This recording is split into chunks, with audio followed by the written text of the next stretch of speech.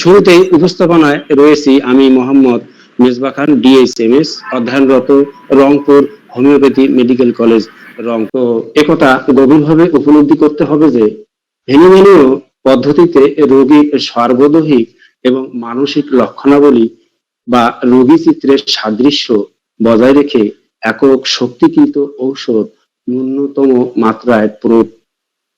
হেরিংয়ের আরোগ্য নীতি অনুযায়ী আরোগ্যের গতি উপলব্ধি করার মাধ্যমেই রোগীকে স্থায়ী আরোগ্য প্রদান করা সম্ভব। অন্যদিকে অপহোমিওপ্যাথিক চিকিৎসায় সাময়িক উপশমের দ্বারা ক্রমাগত রোগ লক্ষণ চাপা পড়তে থাকে। সম্মানিত উপস্থিতি, আজকের মূল আলোচনা হচ্ছে পাইলস এবং হোমিওপ্যাথিক চিকিৎসা। এই আলোচনা নিয়ে আমাদের সামনে উপস্থিত হবেন doctor Mohammad Shafiqul Islam sir, BHMS, Dhaka বিশ্ববিদ্যালয়, এমপিএইচ, পিজিটি, ডিএমএইচ, এমইউ, সহকারী অধ্যাপক, Rangpur homeopathy medical college Rangpur. বিসমিল্লাহির রহমানির রহিম। আজকে পেসমেকার আয়োজিত অনলাইন ভিত্তিক ক্লাসে আলোচনার সুযোগ পাওয়ার জন্য আমি গর্বিত, কারণ এই প্ল্যাটফর্মে অনেক ডাক্তার, অনেক শিক্ষার্থী আছেন যাদের সাথে নিয়ে কিছু আলোচনার সুযোগ।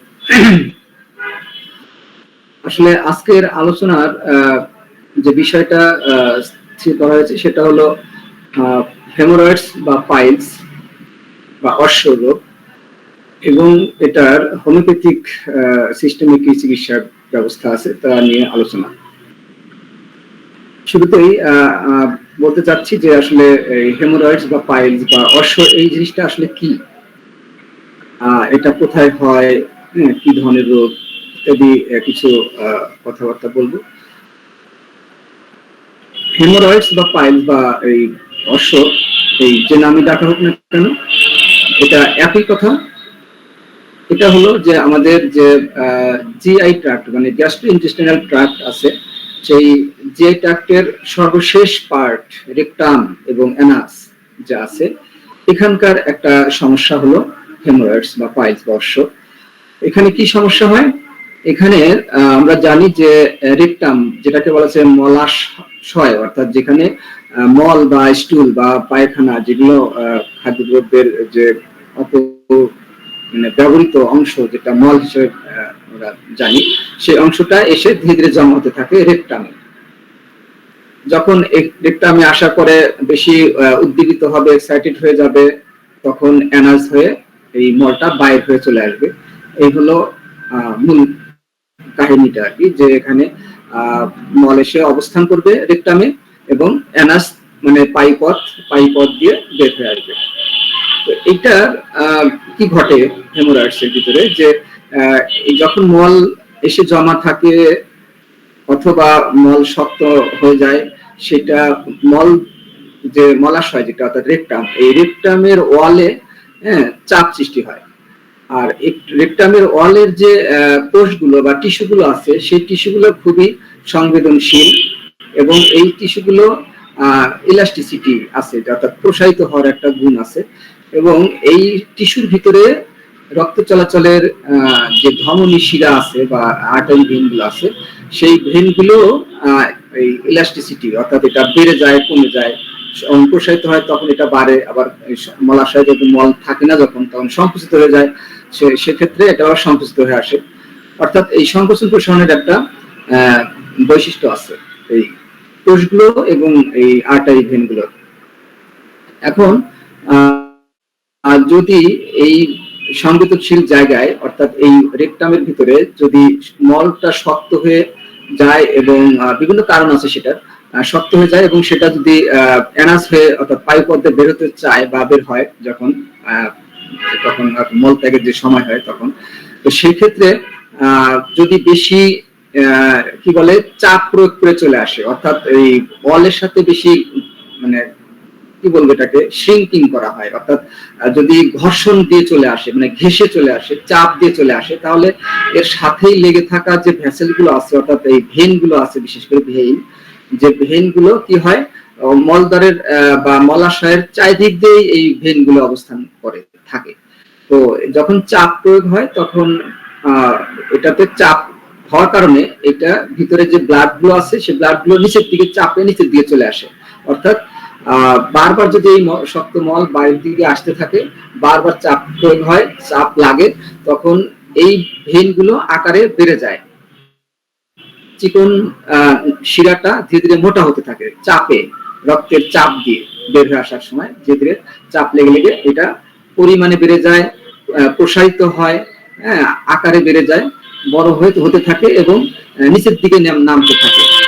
এই যে কন্ডিশনটা, এই যে শিরা বা ভেইন, এটার যে স্ফীতি হয়, মানে বড় হয়ে যায়, ফুলে যায়, হ্যাঁ, বা এখান থেকে ছিঁড়ে যায়, ফেটে যায়, যে ব্লাড বের হয়ে আসে, এগুলি সবকিছু মিলেই হেমোরয়েডের একটা কন্ডিশন। অর্থাৎ এই যে ফুলে যায়, বের হয়ে আসুক বা ভিতরে থাকুক, এই যে কন্ডিশনটা, অর্থাৎ এই ভেইনের বা এখানকার যে শিরা বা এখানকার টিস্যুর এদের যে প্রদাহ হয়, এই কন্ডিশনটাই হলো হেমোরয়েডস বা পাইলস বা অশ্ব।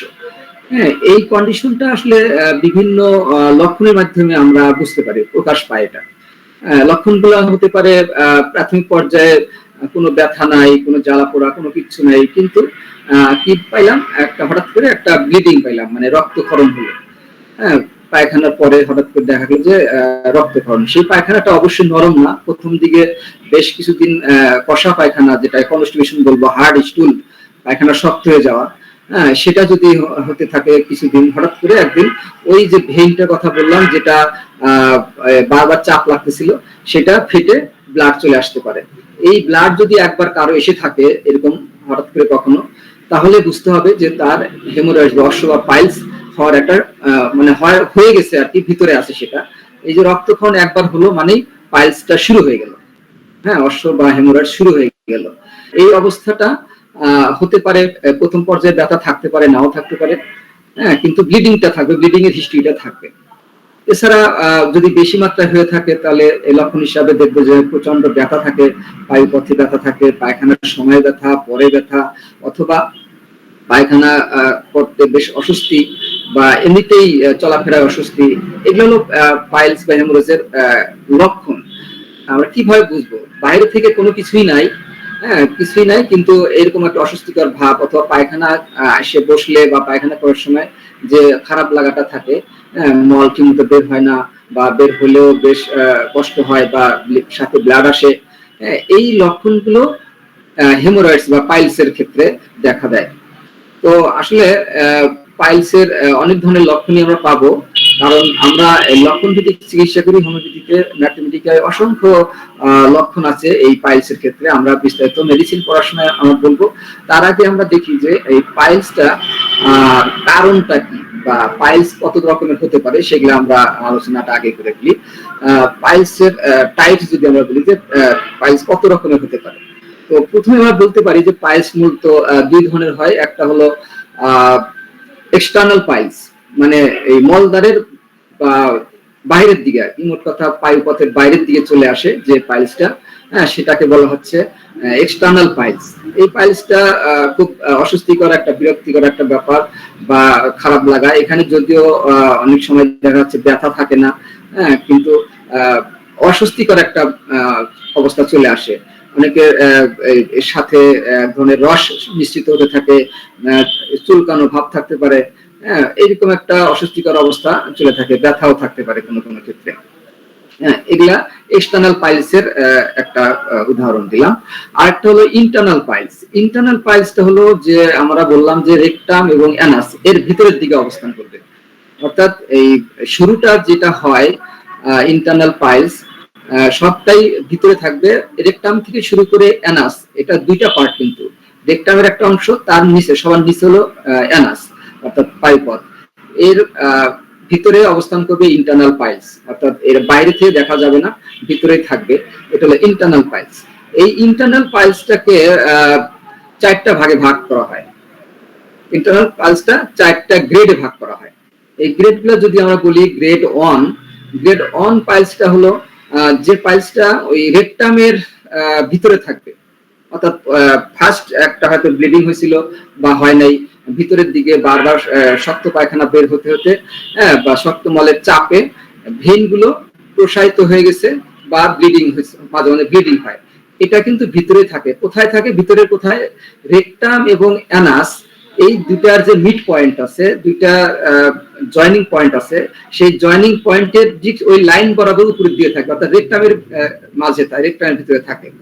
যদি গ্রেড 1 ধরি আমরা, তাহলে গ্রেড 1টা হলো মাত্র পাইলস হওয়াটা শুরু হলো, অর্থাৎ এই ক্ষেত্রে হিস্ট্রি হলো ব্লিডিং হয়েছিল, বাইরে থেকে কোনো কিছু বোঝা যাবে না, হ্যাঁ, কিন্তু মাঝে মাঝে জ্বালা ব্যথা এটা থাকতে পারে, কিন্তু হিস্ট্রিটা হলো যে ব্লিডিং হয়েছিল, এটা বাইরে থেকে বোঝা যাবে না, ভিতরে থাকবে সবসময়ের জন্য। গ্রেড 2 যদি বলি, গ্রেড 2 হলো যে পাইলসটা বা হেমোরাসটা ওই যে বললাম mid point between rectum and anus, এই দুইটা লাইনের থেকে অ্যানাসের দিকে চলে আসবে, অর্থাৎ অ্যানাল এরিয়াতে, অর্থাৎ পাইপ অর্থে এখানে চলে আসবে, যেটা কি হয় ভিতরে থাকবে, কিন্তু যদি মল ত্যাগ করা হয়, মল ত্যাগের সময় এটা মল ত্যাগের চাপে এটা বাইরের দিকে চলে আসে, মল ত্যাগ করার সময় এটা বাইরের দিকে চলে আসে, চলে আসলে মল ত্যাগ হয়ে গেল, পানি ব্যবহার হয়ে গেল, তারপরে এমনিতেই উঠে চলে যাবে, হ্যাঁ, এমনি এমনি আবার চলে গেছে নাই। মল ত্যাগের সময় এটা বোঝা গেল যে হ্যাঁ কিছু একটা বের হয়ে আসছিল, বা পানি ব্যবহার করার সময় একটু বোঝা গেল যে কিছু একটা আছে, কিন্তু পানি ব্যবহার করা শেষ, হ্যাঁ, ওটাও নাই, চলে গেছে, ভিতরে দিয়ে চলে গেছে। এটা হলো সেকেন্ড গ্রেড, দ্বিতীয় পর্যায়ের এইটা হলো। আর তৃতীয় পর্যায়ে যেটা গ্রেড 3 বলি, যেটা সেটা এটাও ভিতরেই থাকে, হ্যাঁ, কিন্তু এই অ্যানাল যেটা আছে পাইপথ, সেই পাইপথের ভিতরে থাকে, কিন্তু পাইপথ দিয়ে যখন এই মল বের হয়ে আসে, মলের সাথে এই পাইলসটা বাইরে দিয়ে চলে আসে,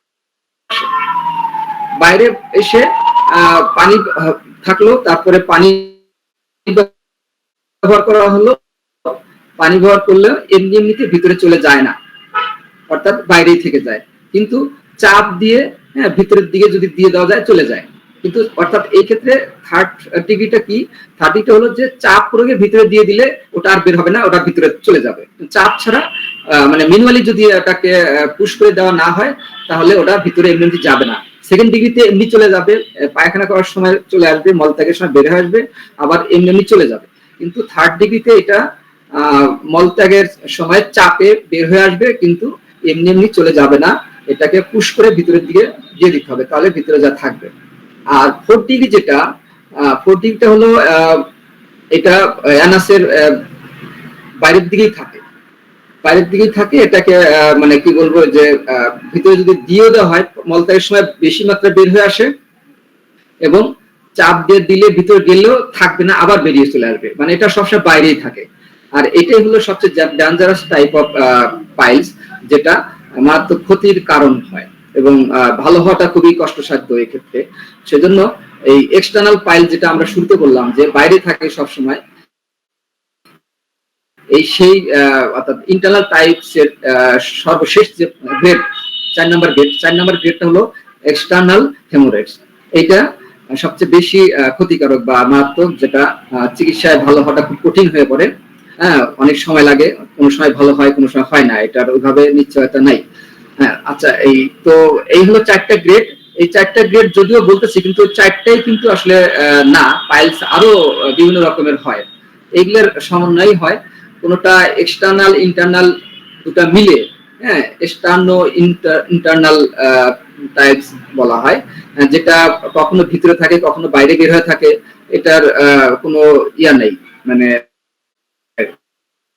কখনো চাপ দিয়ে দিলে ভিতরে চলে যায়, চাপ ছাড়া এমনি চলে যায়, এই যে একটা অবস্থা সৃষ্টি হয়, এটাকে বলা হচ্ছে মিক্সড টাইপ, অর্থাৎ এক্সটার্নাল এবং ইন্টারনাল দুটার সমন্বয়ে এক ধরনের পাইলস হয় বিভিন্ন কমপ্লিকেশন অনুযায়ী, সেটাকে বলা হচ্ছে মিক্সড টাইপের পাইলস, যেটা কখনো ভিতরে দিয়ে থাকে, কখনো বাইরে থাকে, কখনো চাপ দিয়ে দিলে চলে যায়, কখনো চাপ দিলেও যায় না, এরকম একটা অবস্থা। এটা ডিপেন্ড করতেছে আমাদের অ্যানাসে একটা স্ফিংটার থাকে, যেটা ওই অ্যানাল পথ, যেটা পাই পথটাকে সবসময় সংকুচিত করে রাখে, বা পায়খানার সময় হলে, মলত্যাগের সময় হলে এটাকে ওপেন করতে সাহায্য করে। সেই স্ফিংটারটা যদি ঝামেলা হয়, স্প্রিংটা যদি ঠিকমতো কাজ না করে, তখন এই সমস্যাটা দেখা দেয়, অর্থাৎ এই মিস টাইপের পাইলসটা তখন অনুভূত হয়।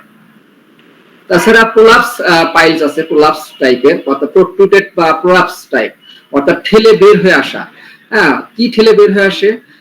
যখন শক্ত মল ত্যাগ করা হয়, তখন কিন্তু পাইলস থাকুক বা না থাকুক, একটা অস্বস্তিকর অবস্থা হয়, মলটা বের করতেই অনেক কষ্ট করতে হয়, অনেকক্ষণ ধরে চাপ দিতে দিতে হয়তো শক্ত মলটা বের হয়। এই যে শক্ত মলটা বের হলো, বের হওয়ার কারণে এই যে অ্যানাস বা রেকটামের পাশে যে টিস্যুগুলো ছিল, এই টিস্যুগুলো ক্ষতিগ্রস্ত হয়ে যায়। কেমন ক্ষতিগ্রস্ত হয়? এই ক্ষেত্রে দেখা যায় যে এমন কষ্ট হইলো, ব্যথা হইলো, তখন এই এখানকার যে নার্ভ সেন্সেশন যে ক্যারি করে, অর্থাৎ নার্ভগুলো আছে, সেই নার্ভগুলো ক্ষতিগ্রস্ত হয়, টিস্যুগুলো ক্ষতিগ্রস্ত হয়। তখন এই কারণে যে ব্যথা, আপনার যখন মলত্যাগ হলো তখন তো ব্যথা হলোই, তারপরে 2-1 ঘন্টা পর্যন্ত বেশ ব্যথা থেকে যায়। হ্যাঁ, এই সময় যে পাইলসটা থাকে, এই ধরনের পাইলসটাকে বলা হচ্ছে প্রোট্রুডেড পাইলস অথবা প্রোলাপস পাইলস। এটা কষ্টদায়ক পাইলস আর কি, অত্যাধিক শক্ত মলের কারণে এটা হয়ে থাকে। আরেকটা হয় পাইলস, যেমন বলা হচ্ছে যে থ্রম্বোস্ট পাইলস। থ্রম্বোস্ট মানে যখন এরকম বারবার শক্ত মল আসতে থাকলে কি হয় যে শিরাগুলোর উপরে চাপ সৃষ্টি হয়, যখন তখন এই শিরার নিচের দিকে ব্লাড এসে জমা হতে থাকে। হ্যাঁ, শিরা তো বড় হতে থাকে, স্থিত মানে আপনার এই বেশ বড় হতে থাকে, এবং নিচের দিকে ব্লাড এসে জমা হতে জমাট বেঁধে যায় ব্লাড গুলো। হ্যাঁ, ব্লাড গুলো জমাট বেঁধে যায়। এই জমাট বাঁধা ব্লাডকে আমরা বলি থ্রম্বোস। হ্যাঁ, থ্রম্বাস, ব্লাড ক্লট হয়ে যাওয়া, জমে যাওয়া। এই জমে যাওয়া ব্লাডকে বলা হয় থ্রম্বাস। এই থ্রম্বাস টাইপ অফ পাইলস আছে একটা, যেটা ওই পাইলস বা শিরার ভিতরে রক্তগুলো নিচের দিকে জমা হতে হতে ওটা জমা হয়ে যায়, অর্থাৎ শক্ত হয়ে যায়। এইটা যুক্ত যে পাইলসটা তৈরি হয়, সেটা পাইপথের ভিতরে থাকুক বা বাইরে থাকুক, অথবা পায়খানার সাথে বের হোক, এইটা কিন্তু এমন একটা অবস্থা সৃষ্টি করে যে রক্ত চলাচলটাকে বন্ধ করে দেয়, ব্লক করে দেয়, যার কারণে মানে অ্যানাস অথবা রেকটাম, এই সব টিস্যুগুলোতে যে ব্লাড সাপ্লাই হবে, সেই ব্লাড সাপ্লাই আর হতে পারে না। তখন ইনফেকশন হয়ে যায় রেকটাল ওই টিস্যুগুলোতে বা অ্যানাসের টিস্যুগুলোতে, ইনফেকশন হয়ে যায়, তখন মারাত্মক ক্ষতি কারণ হয়ে যায়, যেটার কারণে ক্যান্সার পর্যন্ত হয়ে যেতে পারে। তো এগুলা হলো বিভিন্ন ধরনের টাইপস বললাম আমি, যে কি রকম হতে পারে, মানে আপনার পাইলস গুলা কয় ধরনের হতে পারে, কিরকম। এরকম অসংখ্য রকমের পাইলস আছে, ভাগ করা যায়। তো আমরা এখন দেখবো যে পাইলসের কি কি কারণ থাকে, মানে কেন পাইলস হয়। কারণের ভিতরে আমরা যে জিনিসটা সবচেয়ে আমরা আগে জানি বা বলার চেষ্টা করি, সেটা হলো যে যদি কারো কি হয়, কনস্টিপেশন থাকে, মানে পায়খানা বেশ শক্ত হয়ে যায়। হ্যাঁ, কনস্টিপেশন মানে কিন্তু পায়খানা শক্ত তাও বলা যাবে না, নরম হলেও কনস্টিপেশন থাকবে। কনস্টিপেশন মানে কষা, এক কথায় হলো কষা। কি কষা? কষাটা হলো যে পায়ুপথে ক্লোজ, পায়ুপথটা ক্লোজ হয়ে আছে, এখানে নরম মলটা বের হতে কষ্ট হবে, আর শক্ত মল তো বের হবেই না, মানে এমন একটা সমস্যা। অর্থাৎ কনস্টিপেশন যদি থাকে, এই কনস্টিপেশনকে আগে দূর করতে হবে। যাদের কনস্টিপেশন থাকে, ঘন ঘন শক্ত মল ত্যাগ হয়, অথবা পাতলা মলই বারবার বের হচ্ছে বা ডায়রিয়া হয়ে যাচ্ছে, হ্যাঁ, বারবার ডায়রিয়া হওয়ার পাইলসের একটা লক্ষণ। হ্যাঁ, তেমনি শক্ত মল তো বটেই। তো এই জন্য আমাদের কি করতে হবে, যে পায়খানা যেন শক্ত না থাকে, তার জন্য ব্যবস্থা করতে হবে। তার জন্য আমাদের কি করতে হবে, যে ডায়েট, যে ব্যবস্থাটা, ডায়েটটা আমরা দেখি যে কম পানি খাই, হ্যাঁ, পানির পরিমাণ আমরা কম খাই। তারপরে কি বলে, খাবারের সাথে আমরা যে ফাইবারযুক্ত খাবারগুলো খাই না। ফাইবারযুক্ত খাবার মানে বেশি বেশি শাকসবজি খেতে হবে।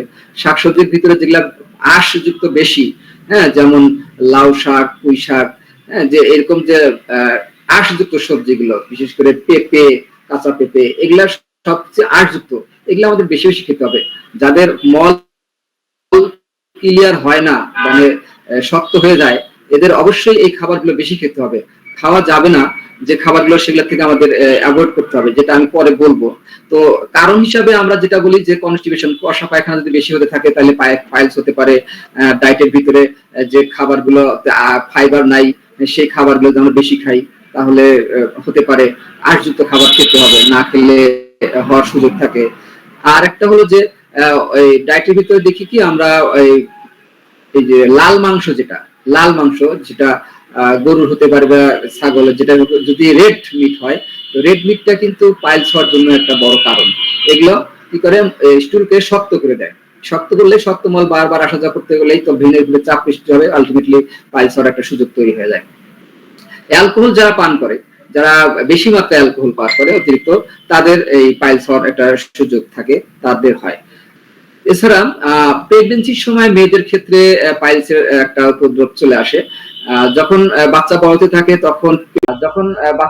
থাকে তখন পেটের পেলভিক ফ্লোরে বেশি চাপ সৃষ্টি হয়।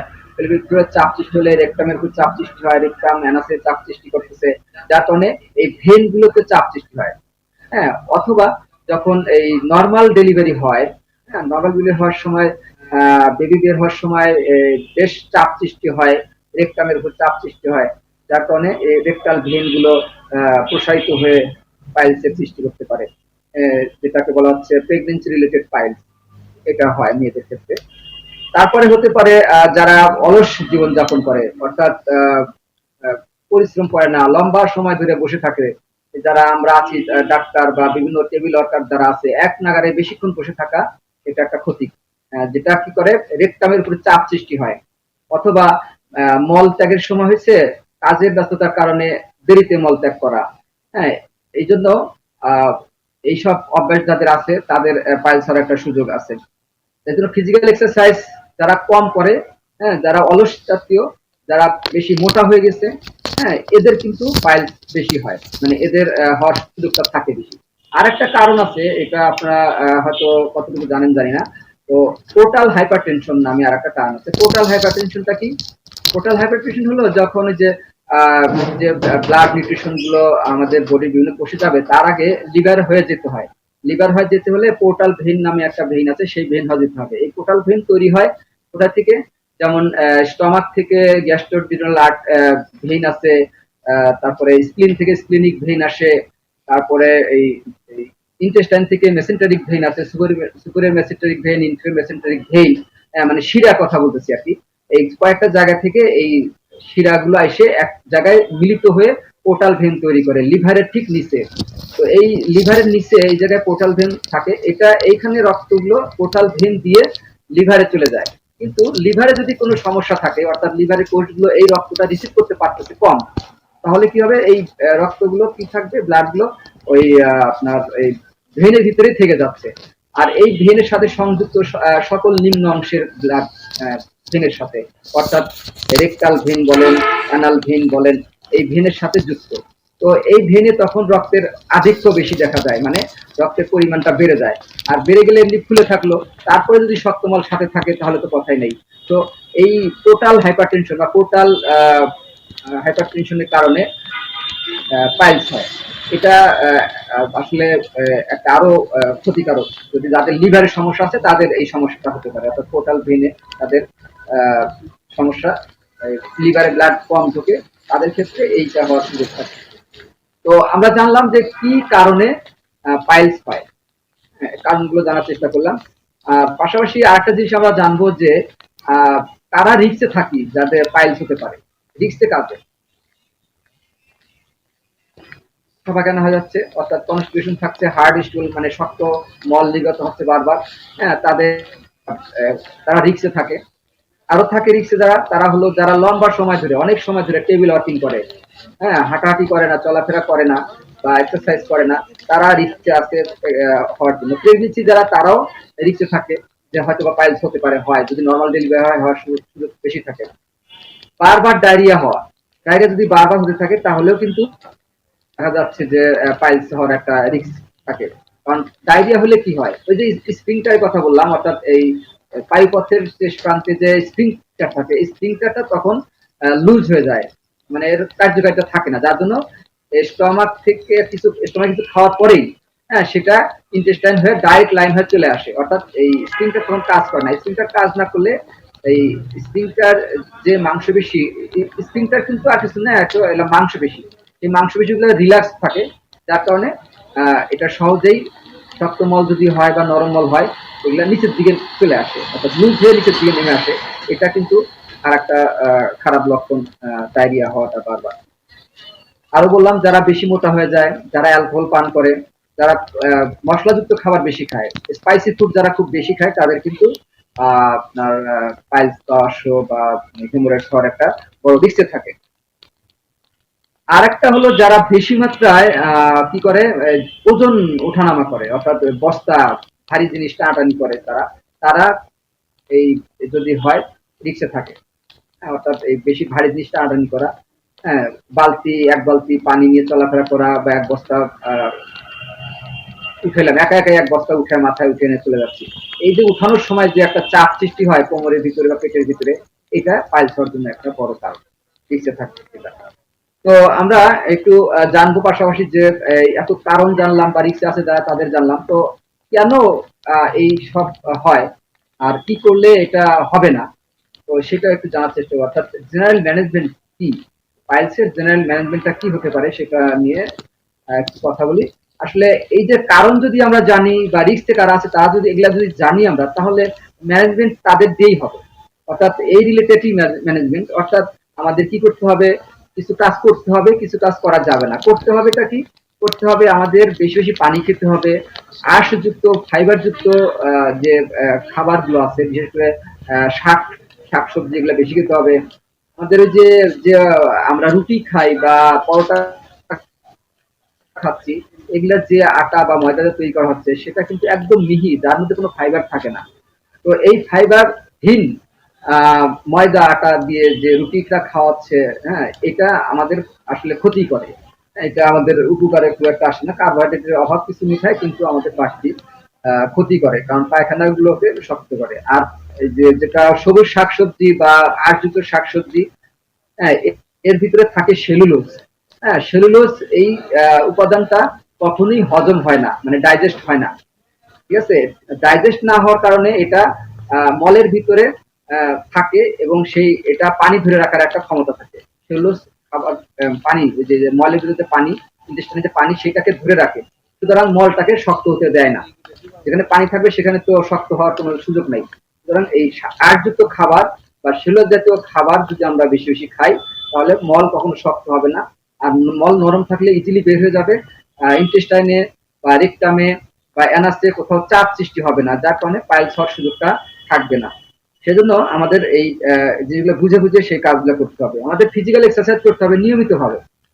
হঠাৎ করে দুদিন করলাম তারপরে করলাম না তা না, আমাদের নিয়মিত পরিশ্রম করতে হবে। স্বাভাবিক যেটা শারীরিক পরিশ্রমটা আমাদের করতে হবে, হ্যাঁ, যেন বাউল মুভমেন্টটা ভালো হয়। অর্থাৎ আমরা খাবো, মুভমেন্ট করবো, ইন্টেস্টাইনের ভিতরে কি হয়, খাবারগুলো মুভমেন্ট যদি আমরা না করি তাহলে এক জায়গায় জমা হয়ে থাকে, জমা হয়ে থাকলেই সেখানে পানির অভাবে শক্ত হতে থাকে।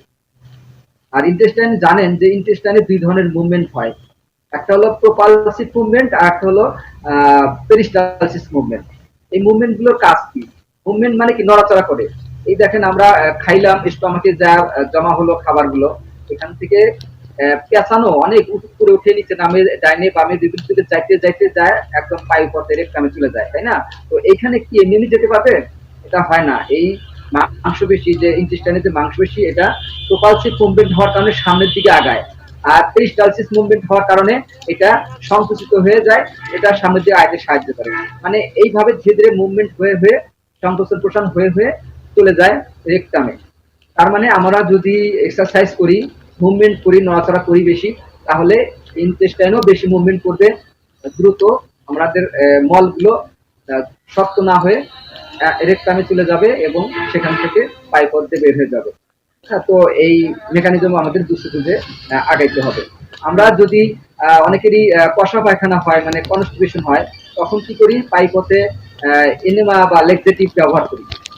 এই ল্যাক্সেটিভ ব্যবহার করাটা ক্ষতি, কারণ পায়খানার জন্য যদি করি তাহলে পাইপথটাকে কি করে, রিল্যাক্স করে দেয়, মানে প্রসারিত করে দেয়, অর্থাৎ ওই অ্যানাল স্ফিংটার গুলোকে নষ্ট করে দেয়।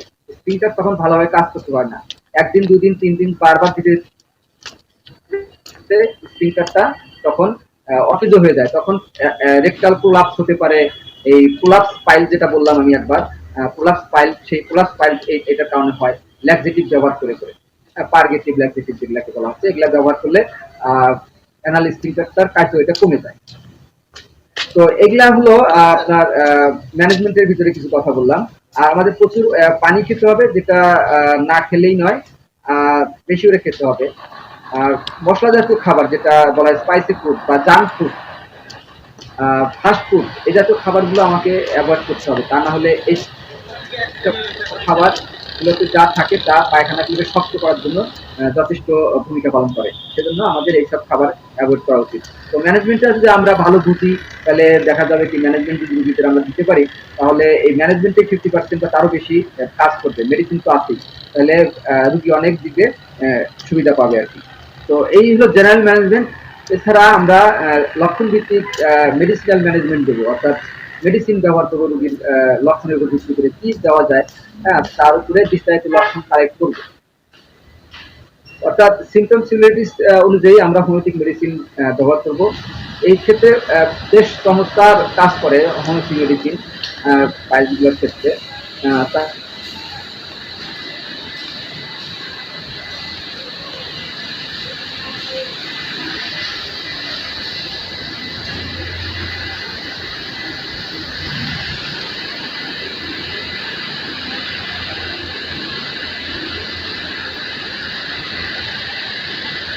অলরেডি জেনে গেছি যে পাইলসটা হলো বাইরের দিকে অবস্থান, অর্থাৎ এক্সটার্নাল পাইলস। সেই পাইলসের ক্ষেত্রে দেখা যাচ্ছে যে রক্ত বের হয় না, রক্তক্ষরণ আর হয় না।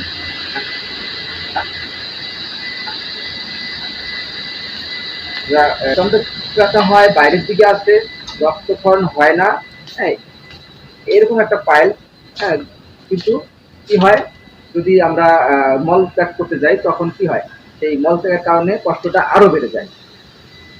এমনকি সেই কয়েক ঘন্টা পর্যন্ত সেই ব্যথা থাকতে পারে মল ত্যাগের পরেও।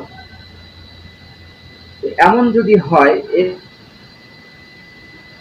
এরকম হওয়ার কারণটা হলো যে রেকটামের ভিতরে এই কষ্টটা দূর করার জন্য, এবং যে ভেইনটা মোটা হয়ে গেছে পুরো হয়ে এনগট হয়ে বাইরে দিয়ে বের হয়ে আসছে, মানে পাইলস হয়ে আসছে, সেটাকে কি করা হয়, এই শ্রিঙ্ক করার জন্য, অর্থাৎ এটাকে আরো কমে ফেলানোর জন্য, দ্রুত কমানোর জন্য একটা মেডিসিন আছে। সেই মেডিসিনটাকে আমরা সহজে বলতে পারি, আপনারা জানেন যে অ্যাসপিলাস হিট। হ্যাঁ, অ্যাসপিলাস হিট এই মেডিসিনটা বেশ এই সব লক্ষণের ক্ষেত্রে ভালো কাজ করে। শুধু যে কয়টা লক্ষণ বললাম রেকটামের ক্ষেত্রে, রেকটামের ক্ষেত্রে এই লক্ষণগুলোই পর্যাপ্ত নয়। এর সাথে আরো যে লক্ষণগুলো আমরা দেখবো, ফিজিক্যাল জেনারেটিক সিমটম, মেন্টাল সিমটম বা আরো যে লক্ষণগুলো আছে, এগুলো সব মিলানোর পরে তারপরে এই মেডিসিনগুলো আমরা দেখবো, দেখবেন যে খুব ভালো রেজাল্ট পাবেন। আরেকটা মেডিসিন আছে এর জন্য খুব ভালো নিয়ে আসে, যেমন ব্লাড যদি আসতে থাকে,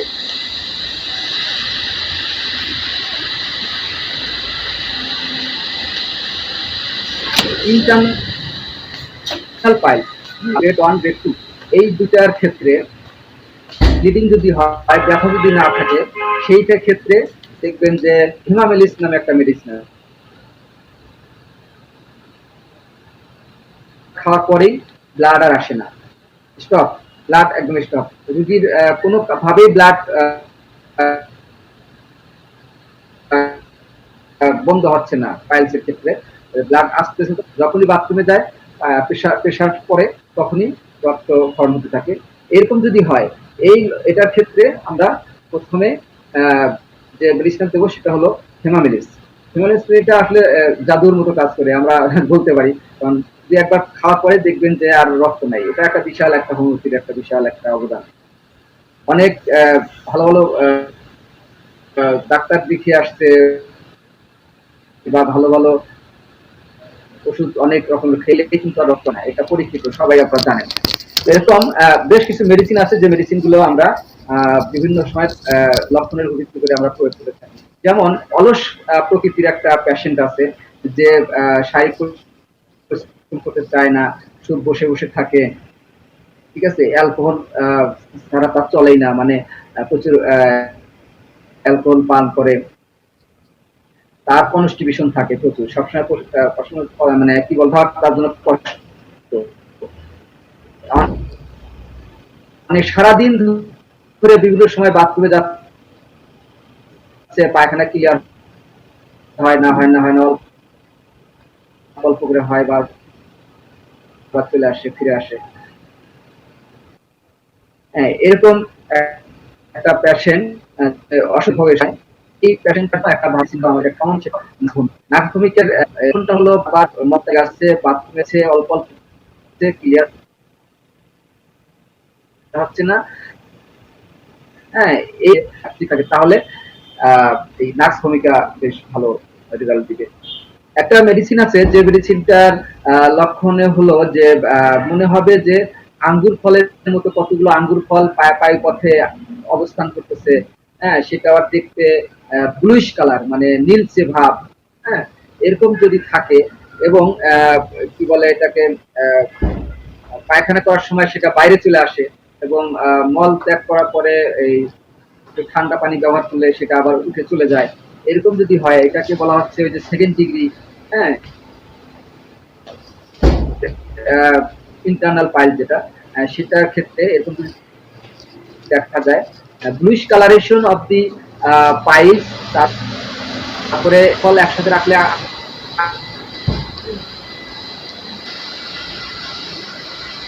সেই ক্ষেত্রে অ্যালোসাপোসিনা নামে একটা মেডিসিন আছে, সেটা খুব ভালো কাজ করে। তো এরকম বিভিন্ন ধরনের মেডিসিন আছে যেগুলো লক্ষণ ভিত্তিক আপনাকে বুঝে বুঝে প্রয়োগ করতে হবে।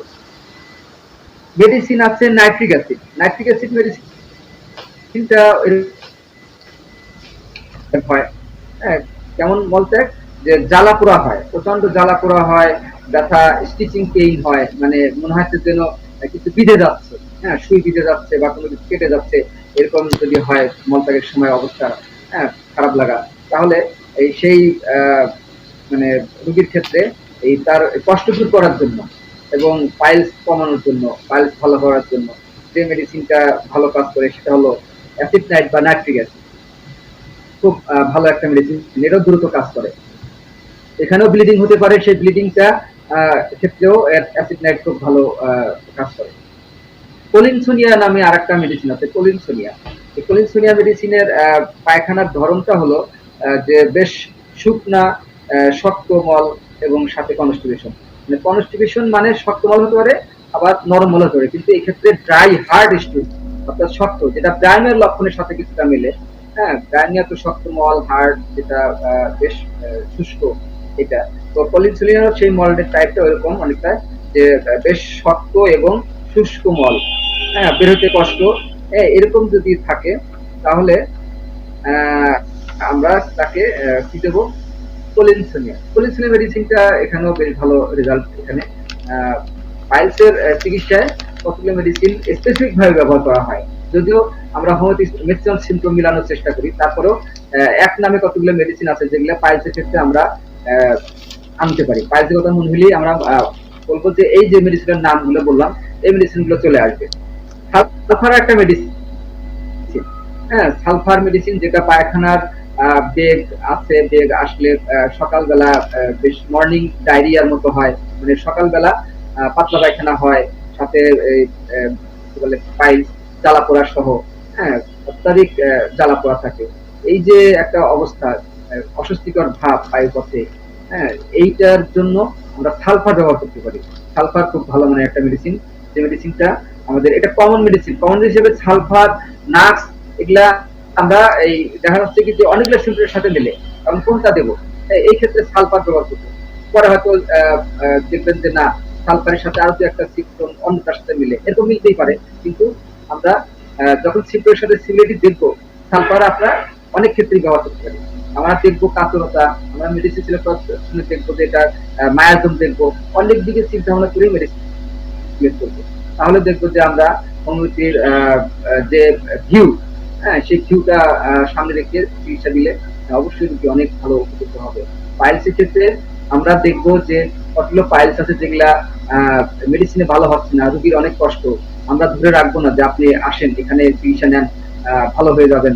আমাদের পরামর্শ থাকবে তাদের জন্য যে অবশ্যই প্রয়োজনে সার্জারি করার দরকার হলে সার্জনের কাছে যান, সার্জারি করেন, কারণ এটা নিয়ে বসে থাকলে দেখা যাবে যে ক্যান্সারের একটা স্টেজ আছে, ক্যান্সার হয়ে গেলে আপনি আর ভালো করার সুযোগ পাবেন না, অর্থাৎ রোগীর ক্ষতি হয়ে গেল।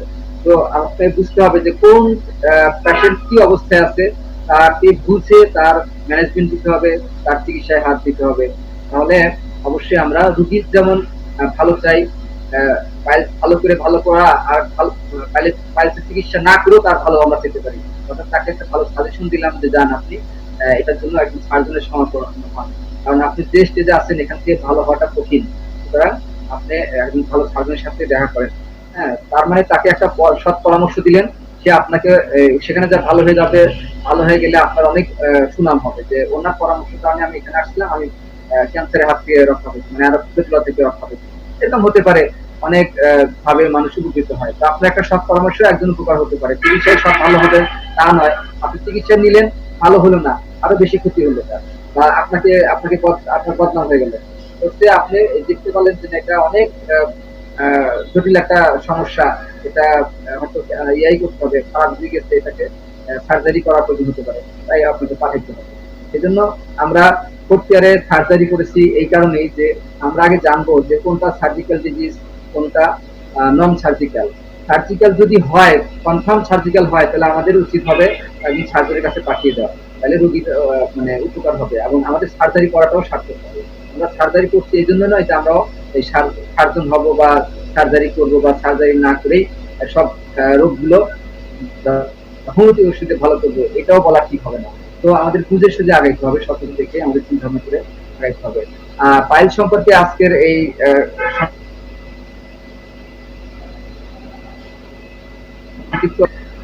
খুব কম সময় দাঁড়াতে পারেন, 10টা 5 হয়ে গেছে। ওকে, আল্লাহ হাফেজ। সম্মানিত সুধী, এ পর্যায়ে আমাদের অনুষ্ঠান প্রায় শেষের দিকে। তো কারো কোনো প্রশ্ন থাকলে আপনারা হাত উত্তোলন করেন। মনে হচ্ছে কারো কোনো প্রশ্ন নেই। তো আপনারা, আমি একটু বলি সম্পূরক ভাবে যে আপনারা একটু কি বলে আপনাদের মাইকটা অন করে জাস্ট বলবেন। আমার আলোচনা কি আপনারা বুঝতে পেরেছেন, নাকি আমার কথাগুলো দ্রুত হয়ে গেছে, নাকি আমি তো দ্রুতই বলি, বলার চেষ্টা করি। আপনাদের জন্য কি বুঝতে কষ্ট হলো কিনা বা কি অবস্থা, আপনাদের মতামত দিতে পারেন, একটু যদি বলতেন তো। আসসালামু আলাইকুম। ওয়ালাইকুম আসসালামু আলাইকুম। ওয়ালাইকুম আসসালাম। আমি হাফিজুর রহমান বলছি।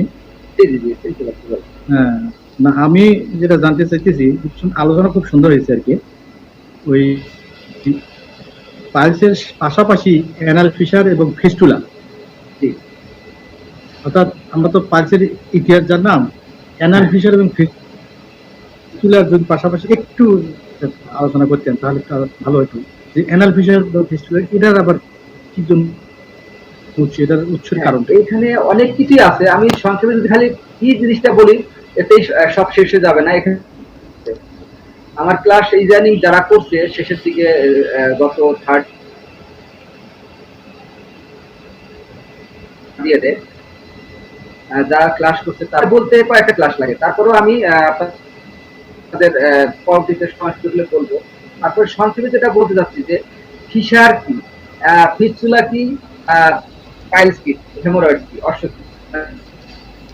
বললাম হেমোরয়েড যেটা জিনিস, যেটা বললাম পাইলস, অশ্ব একই জিনিস, এটা এক কাতারে যেটা আমি বললাম।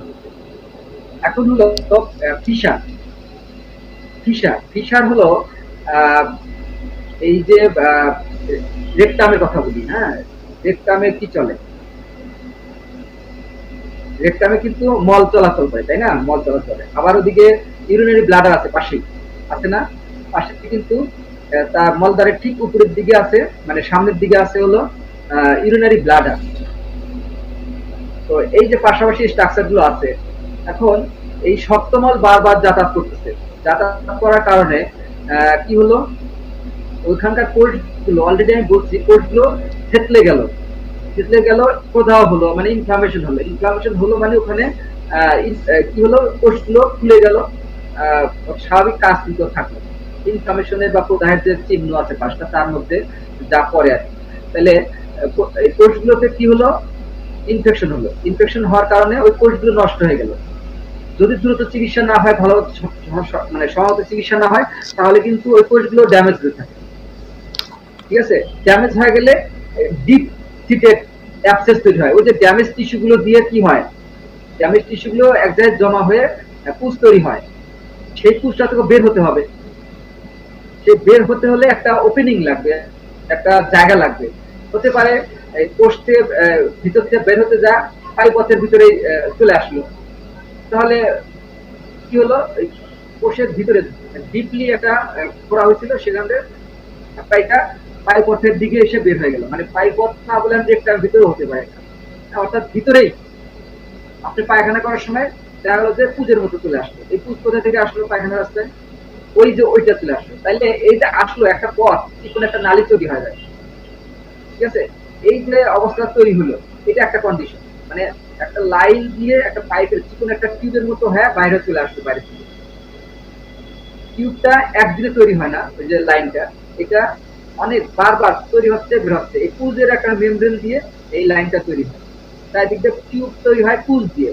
এই পুজের লেয়ারটা, এটা যদি প্রাইমারি স্টেজে ভালো না হয়, তারপর ভালোই হয় না, কারণ এটা শক্ত হয়ে যায়। শক্ত হলে ওই ওই ওর ভিতরে পুজ জমবে, মানে যখন একটু জমবে বাড়বে তখন চাপ লাগবে, বের হয়ে চলে আসবে, পুজ বের হয়ে আসবে। এটা হলো আপনার এই যে ইয়ার লক্ষণ। পিচ্ছুলা ভিতরের দিকে হয়, বাইরে চলে আসবে।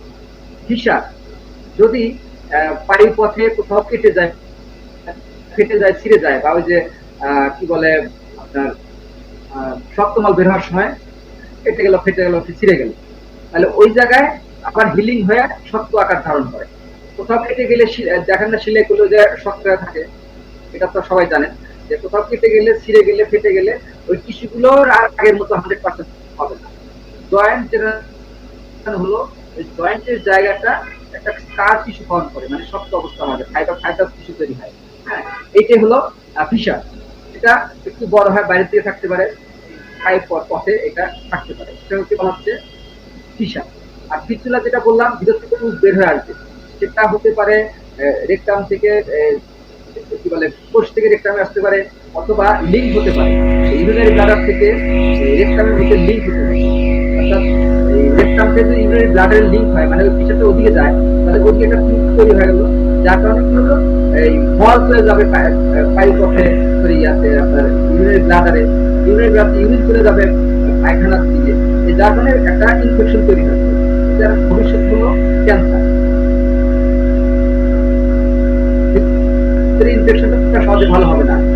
এই যে এই ব্যাপারগুলো আমাদের বিস্তারিত আলোচনার জন্য আমরা পুশ করতে পারবো, কিন্তু এখন হয়তো সংক্ষিপ্ত আকারে আলোচনাগুলো হবে আমার পঞ্চায়েত, শুধু এই ফাইলসটা ব্যাপক আকারে আমাদের দেশে, এবং এটা বিভিন্ন ক্যাটাগরিতে আছে, বিভিন্ন এটাই অনেক সময় লাগে বিধায় একটা নিয়ে আর পরবর্তীতে হয়তো অসুবিধা হলে আপনাদের সাথে যদি আর কোনো কোশ্চেন থাকে আসলে থাকলে বলেন, কোশ্চেন থাকলে মনে রাখবেন না, দেখতে দেওয়াটা